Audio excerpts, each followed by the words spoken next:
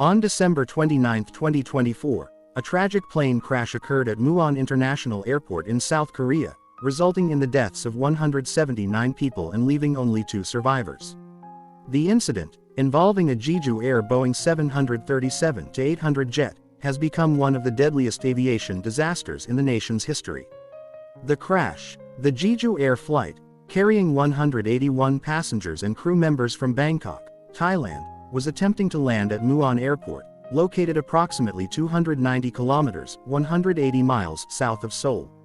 Shortly before landing, the pilot issued a distress signal. Video footage captured by local television channels shows the plane skidding across the runway at high speed, apparently with its landing gear still closed. The jet overran the runway and collided head-on with a concrete wall, triggering a fiery explosion. The plane was engulfed in flames, and only the tail assembly remained recognizable among the wreckage.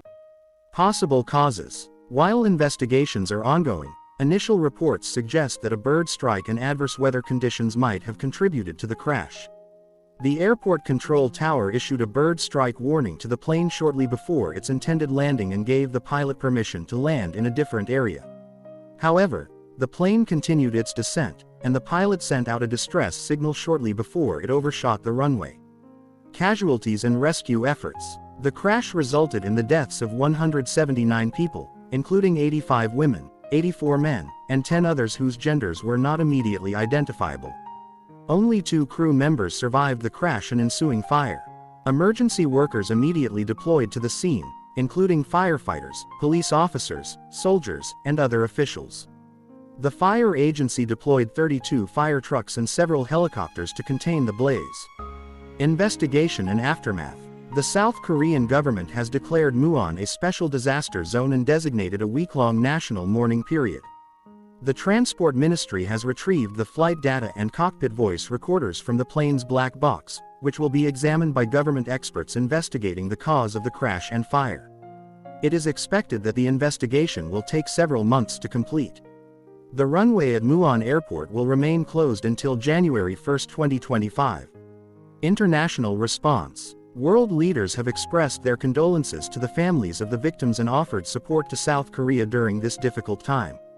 Thailand's Prime Minister, Paetongtarn Shinawatra, expressed deep condolences and ordered the country's Ministry of Foreign Affairs to provide immediate assistance.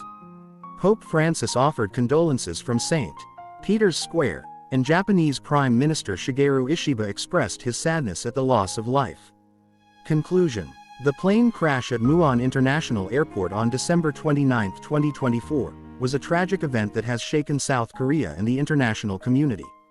While investigations are ongoing, the incident highlights the importance of aviation safety and the need for continued vigilance to prevent such tragedies from occurring in the future. The world mourns with the families of the victims and hopes for a swift and thorough investigation to determine the cause of the crash and ensure that lessons are learned to improve aviation safety.